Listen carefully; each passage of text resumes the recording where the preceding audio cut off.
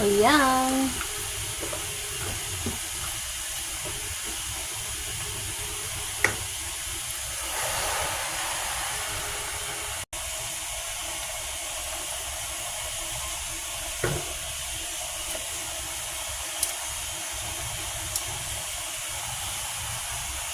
Ayan na yung ating isda. Siyempre, mag-add tayo ng tamarind juice. Ayan. Yung sampalok, guys. Ayan.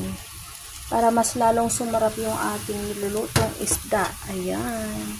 Ginagamit ko yan sa paksiw, sinigang, yung tamarind paste na yan. Ayan. Dinidissolve ko muna ito sa tubig.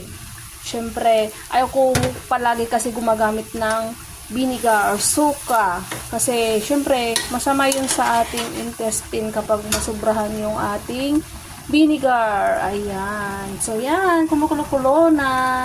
Ayan na yung ating sinigang na isda. Ayan. Ito yung bangos at saka, syempre, may dalawang hiwa na tilapia.